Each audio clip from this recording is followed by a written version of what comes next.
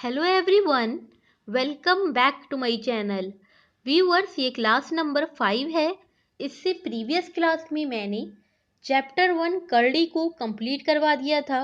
ये चैप्टर 2 है। इसमें समझेंगे वर्ग यानी कि स्क्वायर किसे कहते हैं, वर्गमूल यानी कि स्क्वायर रूट किसे कहते हैं। तो ये वीडियो वर्ग एवं वर्गमूल की इंट्रोडक्शन वीडियो है।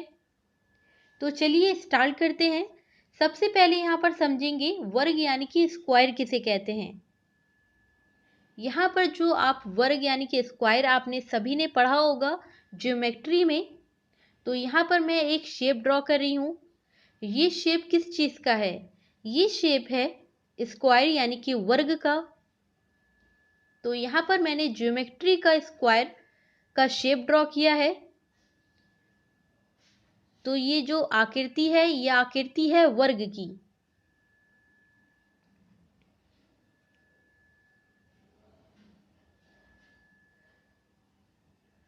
तो यहाँ पर जो वर्ग है इसका क्षेत्रफल कैसे फाइंड करते थे। यहाँ पर जो ये भुजा है इसको ए मान लेते हैं, इसको भी ए मान लेते हैं। तो यहाँ पर वर्ग का क्षेत्रफल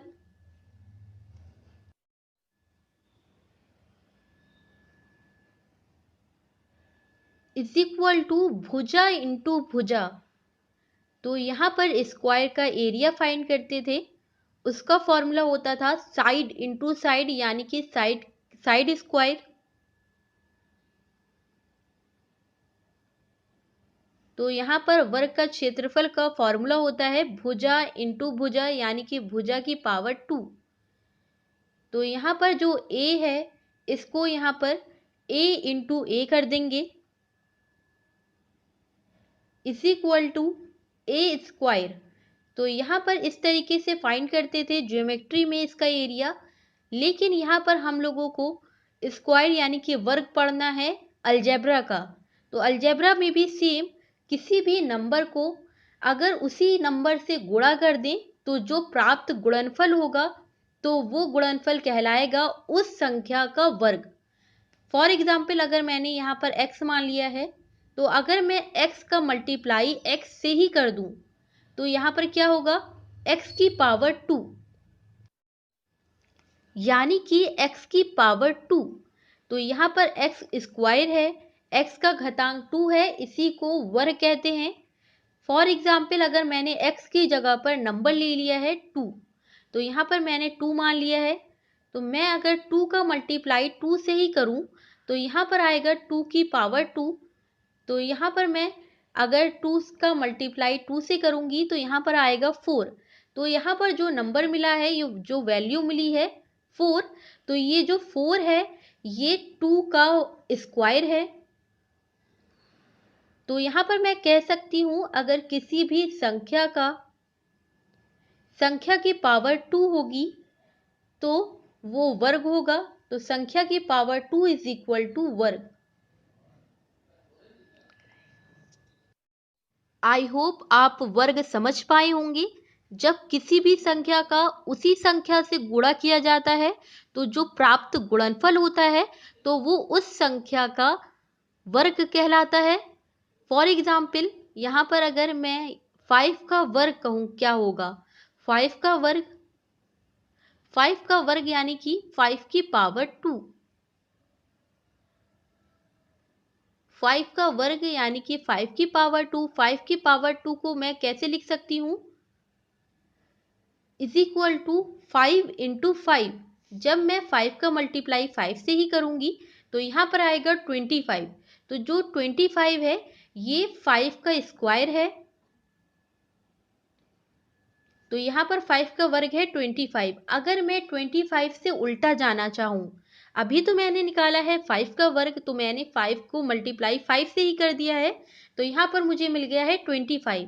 लेकिन अगर मैं 25 से उल्टा जाना चाहूँ, 25 का वर्गमूल, तो यहाँ पर 25 का वर्गमूल को लिख सकते हैं √25। √25। तो यहाँ पर √25 की वैल्यू होगी 5।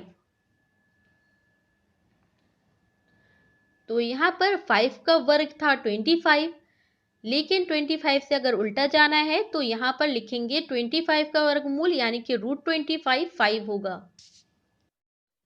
ये जो साइन है ये साइन है रेडिकल का।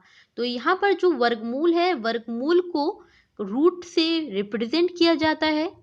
तो चलिए यहाँ पर रफ कर देते हैं इसको। आई होप आप वर्गमूल को समझ पाए होंगे। जब किसी संख्या का वर्गमूल वो संख्या है जिसे अपने से गुणा करने पर दी गई संख्या प्राप्त होती है। फॉर एग्जाम्पल यहाँ पर अगर मैं कहूँ कि 8 का वर्ग क्या होगा, तो यहाँ पर 8 का वर्ग का मतलब है 8 की पावर 2, यानी कि मैं 8 का मल्टीप्लाई 8 से ही करूँगी। तो यहाँ पर आ जाएगा 64। तो यहाँ पर जो 64 है ये 8 का वर्ग है। तो यहाँ पर 64 का वर्गमूल क्या होगा, यहाँ पर 64 का वर्गमूल को लिख सकते हैं 64 का वर्गमूल इज इक्वल टू √64। तो √64 हो जाएगा 8। तो यहाँ पर 8 का वर्ग 64 है, लेकिन 64 का वर्गमूल जो है वो है 8। आई होप आप वर्ग और वर्गमूल को समझ पाए होंगे। फॉर एग्जाम्पल 1 का स्क्वायर क्या होगा, 1 इंटू 1। तो यहाँ पर 1 का मल्टीप्लाई जब 1 से करूंगी तो यहाँ पर 1 आ जाएगा। तो यहाँ पर √1 क्या होगा, 1 होगा। इसी तरीके से मैं किसी भी नंबर का वर्ग निकाल सकती हूँ। तो यहाँ पर अगर मैं कहूँ 2 की पावर 2 यानी कि 2 का वर्ग क्या होगा, तो यहाँ पर कहेंगे 2 इंटू 2। तो यहाँ पर आ जाएगा 4। तो यहाँ पर √4 क्या होगा, √4 की वैल्यू होगी 2। इसी तरीके से अगर मैं कहूँ 3 का वर्ग यानी कि 3 स्क्वायर क्या होगा, 3 इंटू 3। तो यहाँ पर 9 आ जाएगा। यहाँ पर √9 की वैल्यू होगी 3। इसी तरीके से 4 का वर्ग होगा 4 इंटू 4। तो यहाँ पर 4 इंटू 4 16 हो जाएगा, लेकिन यहाँ पर 16 का वर्गमूल होगा 4। तो चलिए यहाँ पर इसको रफ कर देते हैं। अब यहाँ पर वर्ग यानी कि स्क्वायर को आप किस तरीके से निकाल सकते हैं। वर्ग को तो आप समझते हैं, किसी भी संख्या को अगर मैं 2 बार मल्टीप्लाई कर दूं तो जो गुणनफल प्राप्त होगा तो वो उस संख्या का वर्ग कहलाएगा। फॉर एग्जाम्पल 1 का स्क्वायर 1 है, 2 का स्क्वायर 4 होगा, 3 का स्क्वायर 9 होगा, 4 का स्क्वायर 16 होगा। इसी तरीके से 5 का स्क्वायर 25 होगा। आप किसी भी नंबर का वर्ग निकाल सकते हैं। कहने का मतलब है किसी भी संख्या को उसी संख्या से अगर गुणा कर दें तो जो प्राप्त गुणनफल होता है तो वो उस संख्या का वर्ग कहलाता है। अगर यहाँ पर मैं 37 का स्क्वायर कहूँ तो यहाँ पर 37 को 2 बार मल्टीप्लाई करना होगा। तो यहाँ पर मल्टीप्लाई करने के बाद आएगा,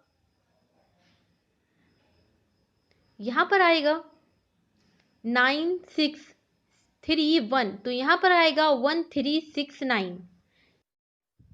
इसी तरीके से 237 का स्क्वायर आ जाए तो यहाँ पर 237 का मल्टीप्लाई 237 से ही करना होगा।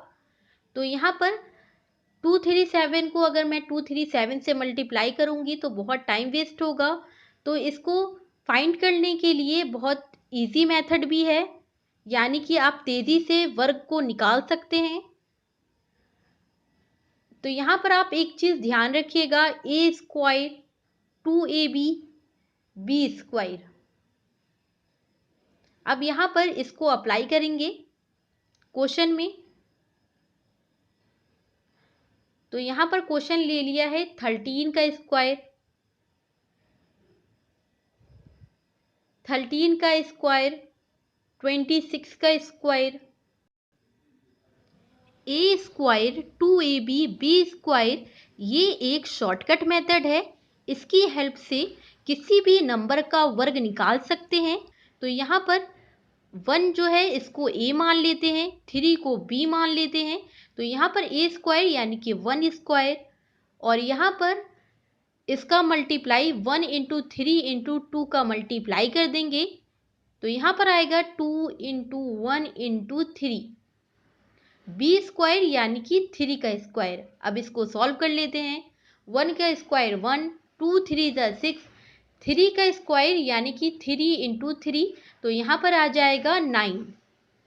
तो यहाँ पर आंसर आएगा 169।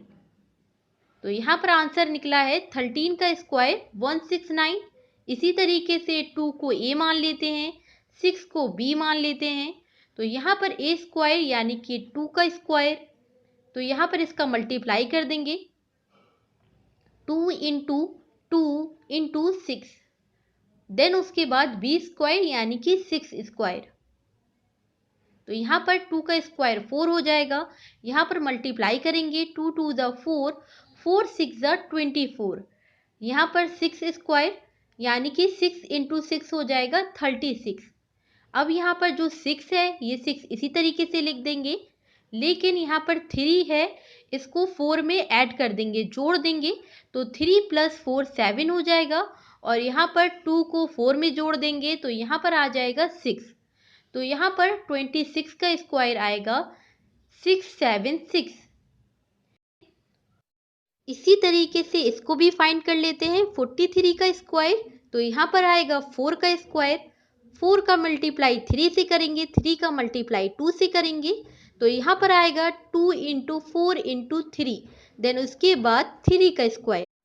यहाँ पर 4 का स्क्वायर 16, इसको मल्टीप्लाई करने पर आएगा 24, 3 का स्क्वायर 9, यहाँ पर 9 एज इट इज उतर जाएगा, 4 भी एज इट इज उतर जाएगा, लेकिन यहाँ पर 2 जो है वो 6 से जुड़ जाएगा, तो यहाँ पर आएगा 8, और 1 यहाँ पर एज इट इज उतर जाएगा, तो यहाँ पर आएगा 1849। तो यहाँ पर 43 का स्क्वायर 1849 आएगा। आई होप आपको ये समझ में आया होगा। तो चलिए इसको रफ कर देते हैं। यहाँ पर मैंने 2 डिजिट के एग्जाम्पल लिए थे, यानी कि 13 का स्क्वायर, 26 का स्क्वायर, तो यहाँ पर ये 2 डिजिट का एग्जाम्पल थे। अब चलिए यहाँ पर 3 डिजिट का एक एग्जाम्पल लेते हैं। तो यहाँ पर 3 डिजिट का जो एग्जाम्पल है वो है 137 का स्क्वायर। तो यहाँ पर 3 डिजिट है, तो यहाँ पर 13 को a मान लेंगे, 7 को b मान लेंगे, तो यहाँ पर आएगा 13 का स्क्वायर। देन उसके बाद 13 का मल्टीप्लाई 7 से करेंगे, 7 का मल्टीप्लाई 2 से करेंगे, तो यहाँ पर आएगा 2 इंटू 13 इंटू 7। देन उसके बाद b स्क्वायर यानी कि 7 का स्क्वायर। 13 का स्क्वायर 169 होता है। अब यहाँ पर 2 टाइम्स 13, तो यहाँ पर 2 टाइम्स 13 26, 26 टाइम्स 7 182। देन उसके बाद 7 का स्क्वायर 49 होता है। यहाँ पर 9 एज इट इज उतर जाएगा, यहाँ पर 4 2 से जुड़ जाएगा, तो यहाँ पर जुड़ने के बाद आएगा 6।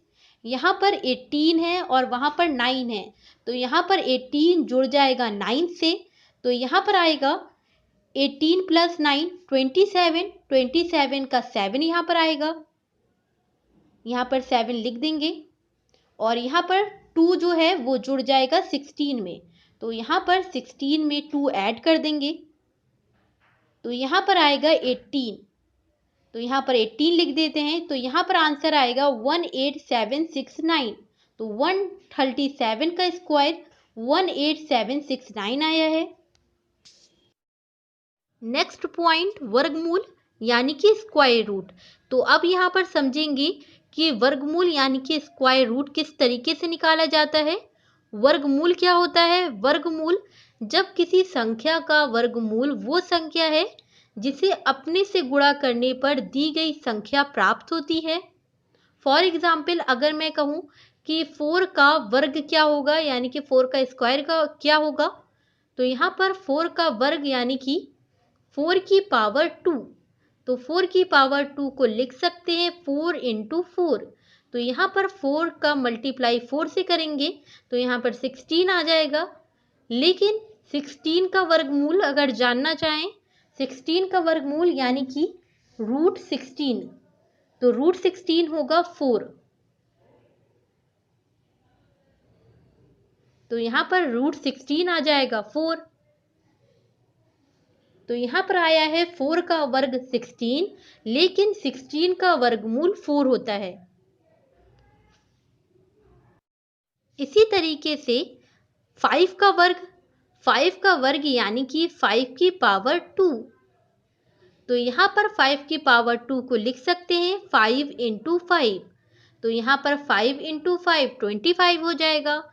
लेकिन अगर मैं जानना चाहूँ कि 25 का वर्गमूल क्या होगा, तो यहाँ पर 25 का वर्गमूल इज इक्वल टू रूट 25। तो यहाँ पर 25 का वर्गमूल रूट 25, तो रूट 25 होता है 5। तो यहाँ पर इस तरीके से वर्गमूल निकाला जाता है। अब यहाँ पर देखेंगे कि वर्गमूल फाइंड करने के लिए शॉर्टकट मेथड क्या है। तो सबसे पहले वर्गमूल की शॉर्टकट मेथड जानने से पहले 1 से लेकर 9 तक के स्क्वायर लर्न होना चाहिए। जैसे कि 1 का स्क्वायर 1 होता है, इसी तरीके से 2 का स्क्वायर 4 होता है, 3 का स्क्वायर 9 होता है, 4 का स्क्वायर 16 होता है, 5 का स्क्वायर 25 होता है, 6 का स्क्वायर 36 होता है, इसी तरीके से 7 का स्क्वायर 49 होता है, 8 का स्क्वायर 64 होता है और 9 का स्क्वायर 81 होता है। अगर यहाँ पर 1 से लेकर 9 तक के स्क्वायर नहीं लर्न है तो लर्न कर लीजिएगा। इस टेबल में 1 का स्क्वायर 1 है, 9 का स्क्वायर 81 है। तो यहाँ पर आप नोटिस कर पा रहे होंगे कि जो लास्ट डिजिट है वो 1 है। 1 के स्क्वायर और 9 के स्क्वायर में सेम। इसी तरीके से 2 के स्क्वायर में लास्ट डिजिट 4 है और 8 के स्क्वायर में लास्ट डिजिट 4 है, तो इसमें भी सेम है। इसी तरीके से 3 के स्क्वायर और 7 के स्क्वायर में जो 9 है वो लास्ट डिजिट वो सेम है। इसी तरीके से 4 के स्क्वायर और 6 के स्क्वायर में जो 6 है यानी कि जो लास्ट डिजिट है वो सेम है, केवल 5 को छोड़ के। इस टेबल के अकॉर्डिंग अगर किसी वर्गमूल में लास्ट डिजिट 1 होगा तो उसके आंसर में भी लास्ट डिजिट 1 और 9 में से एक होता है। सेम इसी तरीके से अगर किसी स्क्वायर रूट की लास्ट डिजिट 4 होगा तो उसके आंसर की लास्ट डिजिट 2 और 8 में से एक होता है। इसी तरीके से अगर लास्ट डिजिट 9 होगा तो उसके आंसर की लास्ट डिजिट 3 और 7 में एक होता है। इसी तरीके से 6 में अप्लाई होता है। अगर लास्ट डिजिट 6 होगा तो उसके आंसर में भी लास्ट डिजिट 4 और 6 में से एक होता है। इस टेबल में 9 के स्क्वायर के बाद 10 का स्क्वायर 100 होता है, उसकी लास्ट डिजिट 0 होती है। इसी तरीके से 11 का स्क्वायर 121 होता है, उसकी लास्ट डिजिट 1 होती है। इसी तरीके से 12 का स्क्वायर 144 होता है, उसकी यूनिट डिजिट 4 होती है। इसी तरीके से 12 के स्क्वायर के बाद 13 का स्क्वायर देख लीजिए। 13 का स्क्वायर होता है 169, तो उसकी यूनिट डिजिट 9 होती है। तो इसका मतलब ये है कि अगर किसी भी नंबर का स्क्वायर करेंगे तो उसकी यूनिट डिजिट 149650 आएगी। अगर यूनिट डिजिट 149650 आए तो वो एक परफेक्ट स्क्वायर होगा। अगर किसी की भी यूनिट डिजिट 2378 आए तो वो एक परफेक्ट स्क्वायर नहीं होगा। फॉर एग्जाम्पल मैंने यहाँ पर लिखा है रूट 1444, तो यहाँ पर आप देख पा रहे होंगे कि इसकी यूनिट डिजिट 4 है। तो यहाँ पर जब 4 है यूनिट डिजिट तो ये एक परफेक्ट स्क्वायर है। और मैंने बताया था कि अगर किसी की भी यूनिट डिजिट 4 आए तो उसके आंसर की भी यूनिट डिजिट 2 और 8 में से एक होता है। तो यहाँ पर है 4 और उसकी 10th प्लेस पर है 4, यानी कि हमेशा ध्यान रखिएगा यूनिट डिजिट से पहले 10th प्लेस की भी वैल्यू कट कर दी जाती है। तो यहाँ पर यानी कि 44 को कैंसिल करके लिख देंगे 2 और 8। अब यहाँ पर बचा है 14। ये 3 का स्क्वायर 9 और 4 का स्क्वायर 16 के बीच में आता है 14। तो यहाँ पर 3 का स्क्वायर 9 और 4 के स्क्वायर 16 के बीच में 14 आता है। तो हमेशा छोटे वाले को चूज करिएगा, हमेशा छोटा वाला यूज करेंगे। तो यहाँ पर छोटा है 3, तो यहाँ पर 32 और 38 में से एक आंसर आएगा। अब यहाँ पर 3 को मल्टीप्लाई करेंगे 4 से तो 12 आ जाएगा और यहाँ पर था 14। 14 बड़ा है 12 से, इसलिए आंसर बड़ा वाला होगा। तो यहाँ पर 32 से बड़ा 38 है, तो इसका आंसर हो जाएगा 38। तो यहाँ पर √1444 का जो आंसर आएगा वो आएगा 38। आई होप आप इसको समझ पाए होंगे।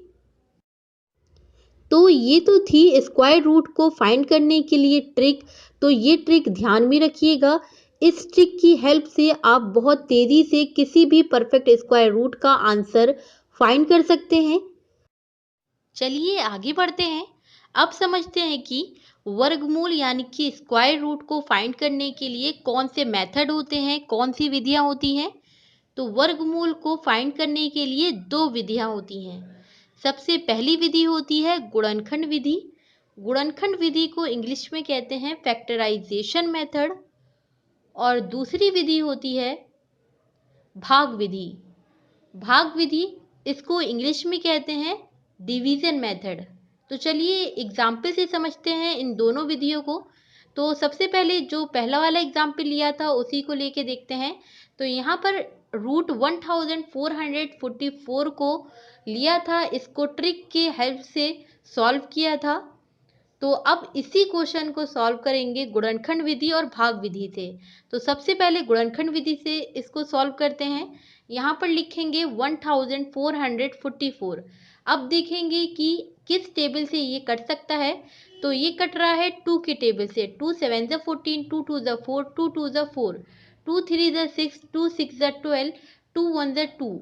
अब ये जाएगा 19 के टेबल से 19 टाइम्स में। तो यहाँ पर आ गया है 2 2 19 19। तो यहाँ पर एक एक पेयर बन रहा है। तो यहाँ पर √1444 के जो गुणनखंड आए हैं, √1444 के फैक्टर आए हैं 2 × 2 × 19 × 19। तो यहाँ पर है 2 × 2, ये एक पेयर हो गया है। इसी तरीके से 19 × 19 ये एक पेयर हो गया है। तो यहाँ पर 2 और इंटू 19 बाहर निकल आएगा रूट से। तो यहाँ पर आएगा 2 × 19। अब इसको मल्टीप्लाई कर देंगे। 2 टाइम्स 19 होता है 38। तो यहाँ पर आंसर आया है 38। तो इस तरीके से गुणनखंड विधि से सॉल्व किया जाता है। अब चलिए इसी क्वेश्चन को भाग विधि से सॉल्व करते हैं। तो यहाँ पर सबसे पहले लाइन ड्रॉ कर लेते हैं। देन उसके बाद यहाँ पर लिखेंगे 1444। तो यहाँ पर एक पेयर है 14 का और दूसरा पेयर है 44 का। भाग विधि में स्क्वायर नंबर से डिवाइड करना होता है। जैसे कि यहाँ पर है 14, तो 14 ये 3 के स्क्वायर से डिवाइड होगा। 3 का स्क्वायर 9, 4 का स्क्वायर 16 होता है। 16 तो बड़ा होता है 14 से, इसलिए यहाँ पर 3 के स्क्वायर से इसको डिवाइड किया है। 14 - 9 5 हो गया है और यहाँ पर 3 + 3 6। अब यहाँ पर सिंगल डिजिट नहीं उतरती है, यहाँ पर पूरा पेयर उतरता है। तो यहाँ पर आ गया है 544। अब यहाँ पर 6 है। अब यहाँ पर सेम स्क्वायर से इसको मल्टीप्लाई करेंगे। जैसे कि यहाँ पर 1 1 लिखेंगे और यहाँ पर मल्टीप्लाई करने पर 61 आ जाएगा। 61 छोटा होता है 544 से, इसलिए यहाँ पर 8 8 से करेंगे। तो यहाँ पर 68 का मल्टीप्लाई 8 से करेंगे तो यहाँ पर आ जाएगा 544। तो यहाँ पर चलिए 8 8 से यानी कि सेम डिजिट से इसको लिखते हैं इस तरीके से। अब यहाँ पर मल्टीप्लाई करेंगे। 68 का 8 से मल्टीप्लाई करने पर 544 आ जाएगा। तो यहाँ पर जो क्वोशंट आया है वो आया है 38। तो यहाँ पर आंसर आ गया है 38। तो इस तरीके से भाग विधि से सॉल्व किया जाता है। चलिए इसको रफ कर देते हैं। आई होप आपको ये समझ में आया होगा। अगर पेपर में कोई पर्टिकुलर विधि दे दे कि इस विधि से सॉल्व कीजिए, कभी कभी पर्टिकुलर विधि दे दी जाती है कि इस क्वेश्चन को गुणनखंड विधि से सॉल्व कीजिए या भाग विधि से सॉल्व कीजिए, तो इसको इस तरीके से सॉल्व किया जाता है। चलिए एक और एग्जाम्पल से इसको और अच्छी तरीके से समझते हैं। तो यहाँ पर एग्जाम्पल लेते हैं √5776 सबसे पहले इसकी यूनिट डिजिट देखते हैं। यूनिट डिजिट है 6, यानी कि ये एक परफेक्ट स्क्वायर है। तो यहाँ पर सबसे पहले इसको ट्रिक की हेल्प से फाइंड करते हैं। तो यहाँ पर लास्ट डिजिट 6 है, यानी कि आंसर की भी लास्ट डिजिट 4 या 6 में से एक होता है। तो यहाँ पर लास्ट की 2 डिजिट कैंसिल करके लास्ट की 2 डिजिट आंसर में हो सकता है 4 और 6 में से एक। तो यहाँ पर 57 है। 57 किसके स्क्वायर के बीच में आता है? 57 आता है 7 का स्क्वायर 49, 8 का स्क्वायर 64। तो हमेशा छोटा वाला लिखते हैं, तो यहाँ पर 7 लिख देंगे। 74 या 76 में से एक आंसर हो सकता है। तो यहाँ पर इसका मल्टीप्लाई करते हैं, 7 इंटू 8 56। तो यहाँ पर 57 है। 57 56 से बड़ा है, इसलिए यहाँ पर 74 से 76 बड़ा है। तो यहाँ पर आंसर आ जाएगा 76। तो चलिए अब इसको लिख देते हैं, इसका आंसर है 76। तो ये तो फाइंड किया है ट्रिक की हेल्प से। अब इसी क्वेश्चन को गुणनखंड विधि और भाग विधि से भी सॉल्व करते हैं। तो चलिए गुणनखंड विधि से सॉल्व करते हैं। सबसे पहले यहाँ पर सबसे पहले लाइन ड्रॉ करेंगे, देन उसके बाद यहाँ पर लिखेंगे 5776। देन उसके बाद देखेंगे किस टेबल से कट सकता है, यानी कि किस छोटे से छोटे टेबल से कट सकता है। तो यहाँ पर लिख लेते हैं 5776। तो यहाँ पर सबसे छोटे टेबल से कटेगा 2 के टेबल से। तो यहाँ पर लिखेंगे 2 से, 2 2 ज़ा 4, 2 8 ज़ा 16, 2 8 ज़ा 16, 2 8 ज़ा 16, 2 1 ज़ा 2, 2 4 ज़ा 8, 2 4 ज़ा 8, 2 4 ज़ा 8। फिर ये 2 से जाएगा, 2 7 ज़ा 14, 2 2 ज़ा 4, 2 2 ज़ा 4, 2 3 ज़ा 6, 2 6 ज़ा 12, 2 1 ज़ा 2। देन उसके बाद 19 के टेबल से जाएगा 19 टाइम्स में। तो यहाँ पर इसके फैक्टर आए हैं 2 into 2 into 2 into 2 into 19 into 19। तो यहाँ पर इसके फैक्टर आए हैं √5776 के फैक्टर आए हैं रूट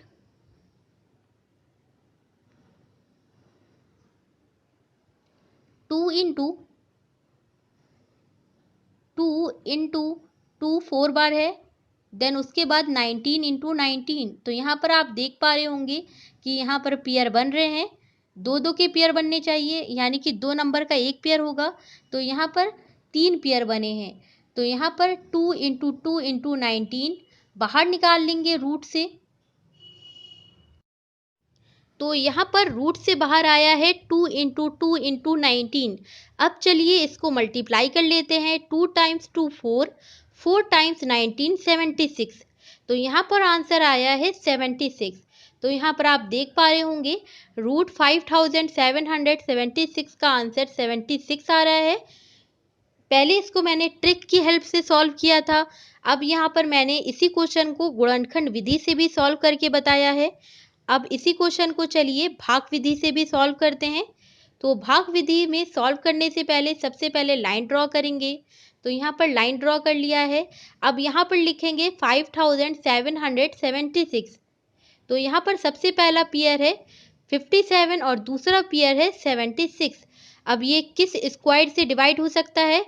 ये हो सकता है 7 के स्क्वायर से। 7 का स्क्वायर 49 होता है।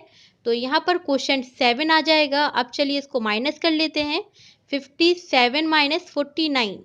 तो यहाँ पर आ जाएगा 8। 76 पेयर उतर जाएगा, नया नंबर हो जाएगा 876। 7 + 7 14।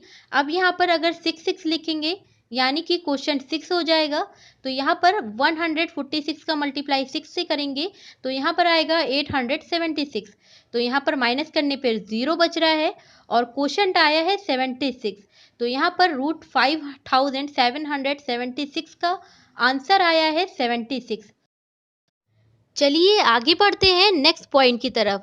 नेक्स्ट पॉइंट है, यदि संख्या दशमलव में हो, यानी कि अगर कोई नंबर पॉइंट में दिया गया हो तो उसको किस तरीके से सॉल्व करते हैं। फॉर एग्जाम्पल 27.889 का वर्गमूल निकालें। तो यहाँ पर सबसे पहले भाग विधि से इसको सॉल्व किया जाता है। तो यहाँ पर लिख लेते हैं 27.889। देन उसके बाद पेयर बनाएंगे तो यहाँ पर 27 एक पेयर हो जाएगा, उसके बाद 88 एक पेयर हो जाएगा।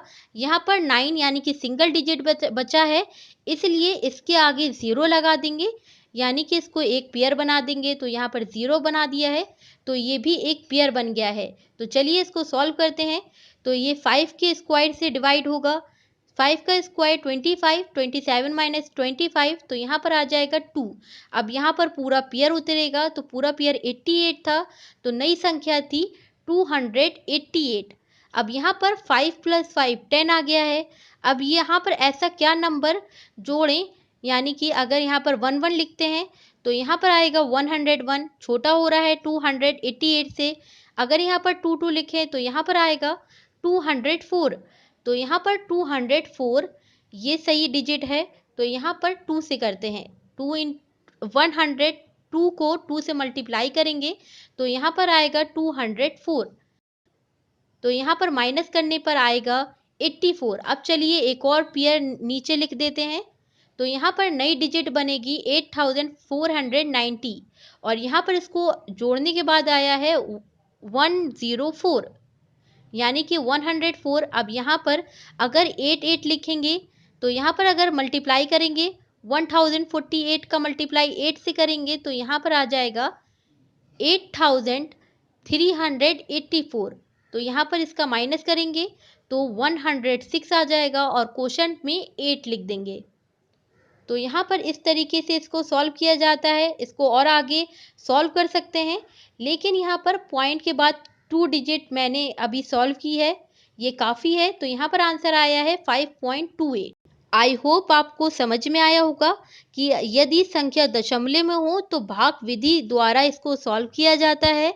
चलिए एक और एग्जाम्पल से इसको और अच्छी तरीके से समझते हैं। तो यहाँ पर मैंने ले लिया है 4.6225। तो यहाँ पर मैंने एग्जाम्पल लिया है 4.6225 का वर्गमूल निकालें। तो सबसे पहले लाइन ड्रॉ कर लेंगे।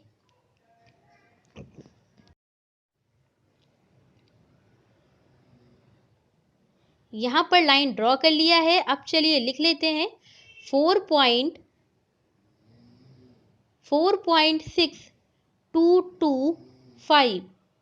अब यहाँ पर पेयर बनाएंगे सबसे पहले। यहाँ पर पॉइंट से पहले सिंगल डिजिट है, तो ये सिंगल डिजिट है, तो इसको एक पेयर मानेंगे। देन उसके बाद 62 दूसरा पेयर, और यहाँ पर है 25 तीसरा पेयर। तो यहाँ पर 4 सिंगल डिजिट, इसको एक पेयर, 62 को एक पेयर, 25 को एक पेयर। अब चलिए ये 2 के स्क्वायर से डिवाइड हो सकता है, तो 2 का स्क्वायर 4। तो यहाँ पर 2 पॉइंट, इसको माइनस करेंगे तो 0 बच जाएगा। अब यहाँ पर 2 + 2 4 लिख देंगे। अब यहाँ पर 62 यानी कि एक पेयर को उतार लेते हैं। अब यहाँ पर 1 लिखेंगे, यानी कि 41 का मल्टीप्लाई 1 से करेंगे। तो यहाँ पर क्वोशंट में 1 लिख दिया है 2.1, और मल्टीप्लाई करने के बाद आएगा 41। देन उसके बाद माइनस करेंगे, 62 माइनस 41, माइनस करने पर आएगा 21। अब एक पेयर और उतार लेते हैं, तो यहाँ पर नई नंबर जो है वो नया नंबर है 2125।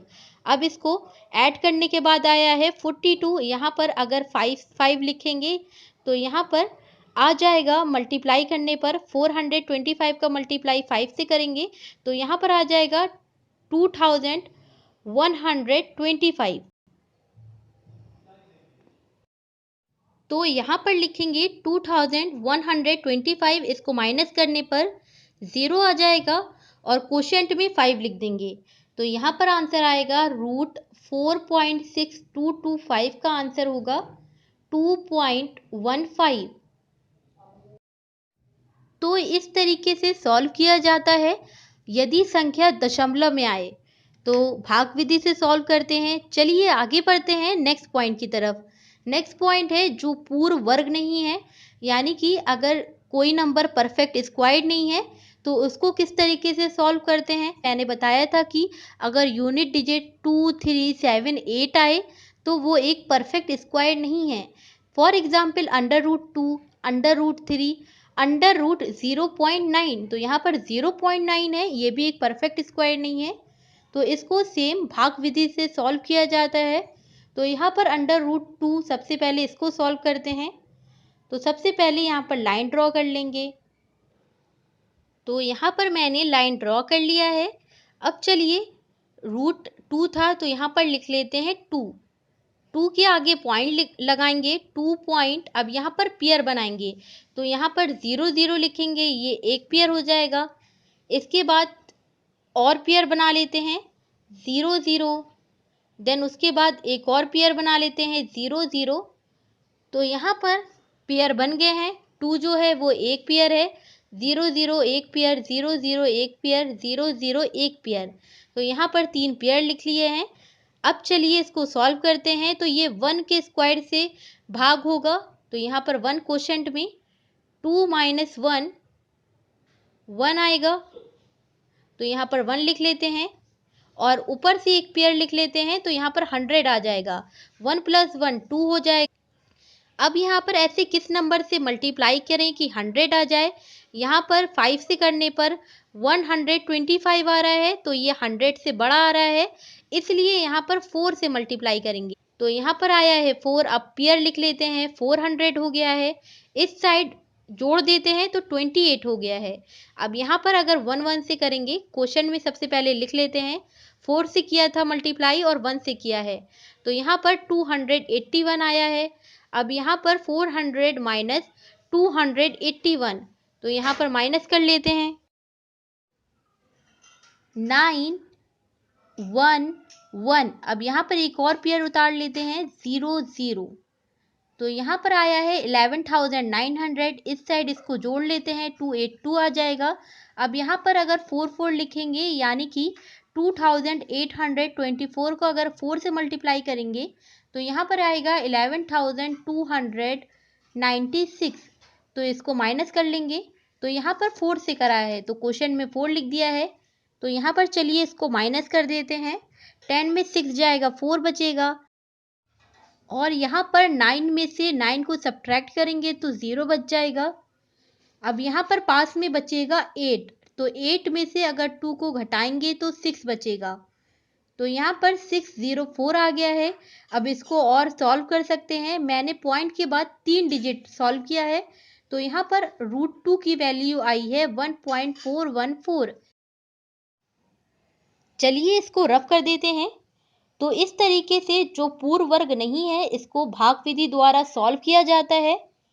अब चलिए इसकी शॉर्ट ट्रिक देख लेते हैं। जो पूर्ण वर्ग नहीं होंगे, मैंने बताया था जो पूर्ण वर्ग थे उसके सॉल्व करने के लिए शॉर्ट ट्रिक मैंने बताया था। अगर किसी की भी लास्ट डिजिट 2 3 7 8 आए तो वो एक पूर्ण वर्ग नहीं है। तो यहाँ पर फॉर एग्जाम्पल मैंने लिया है 67 का वर्गमूल।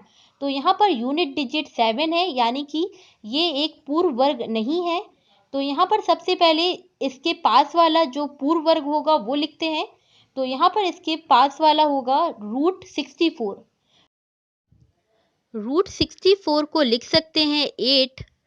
तो यहाँ पर 8 लिख लेते हैं। अब यहाँ पर इसके बाद 67 में से 64 को माइनस करेंगे। तो यहाँ पर 67 - 64, तो यहाँ पर आएगा 3। तो यहाँ पर 3 आएगा माइनस करने पर। तो यहाँ पर 8 की पावर में लिखेंगे, यानी कि 8 की पावर 3 लिख देंगे। देन उसके बाद 8 का डबल लिखेंगे। यहाँ पर 8 का डबल 16 हो जाएगा। अब यहाँ पर 3/16 को सॉल्व करेंगे और यहाँ पर लिखेंगे 8 की पावर। इसको सॉल्व करने के बाद आया है 0.187। यहाँ पर अब लिखेंगे 8 पॉइंट और यहाँ पर था 187, तो यहाँ पर 8.187 लिख देंगे। तो यहाँ पर √67 का आंसर आएगा 8.19 अप्रॉक्सीमेट। चलिए अब इसको रफ कर देते हैं। तो ये थी शॉर्ट ट्रिक। जो पूर्ण वर्ग नहीं होंगे, तो आप इस ट्रिक की हेल्प से बहुत तेज़ी से आंसर निकाल सकते हैं। वैसे तो आप इसको भाग विधि द्वारा भी सॉल्व कर सकते हैं। तो यहाँ पर सबसे पहले आप लाइन ड्रॉ करेंगे।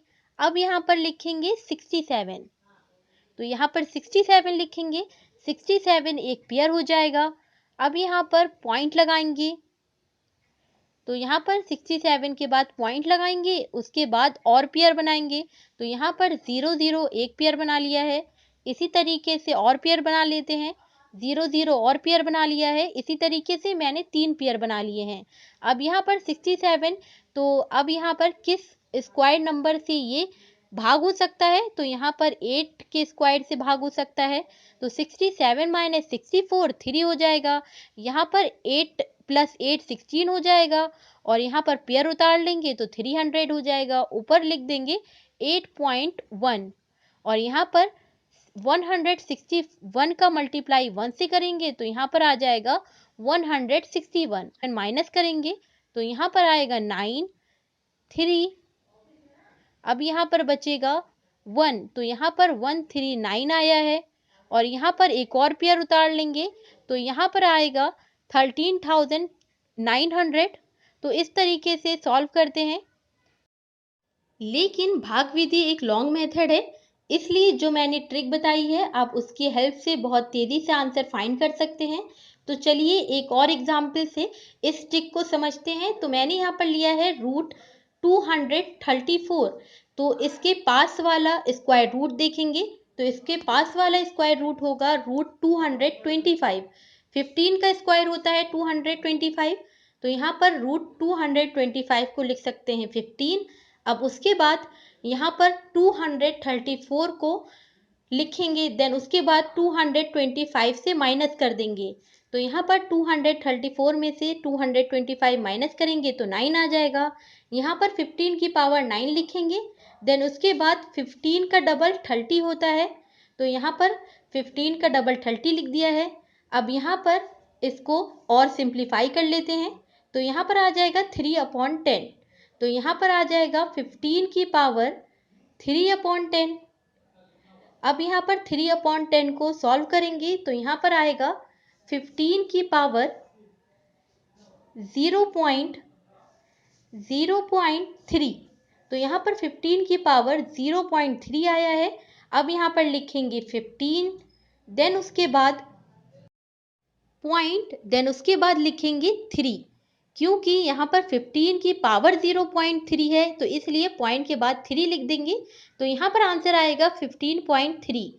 तो यहाँ पर रूट 234 का आंसर आया है 15.3। तो इसकी हेल्प से आप बहुत तेज़ी से आंसर फाइंड कर सकते हैं। आज की इस वीडियो में इतना ही। नेक्स्ट वीडियो में वर्ग एवं वर्गमूल के क्वेश्चन सॉल्व करेंगे। अगर ये वीडियो आपके लिए हेल्पफुल हो तो लाइक शेयर सब्सक्राइब करना ना भूलें।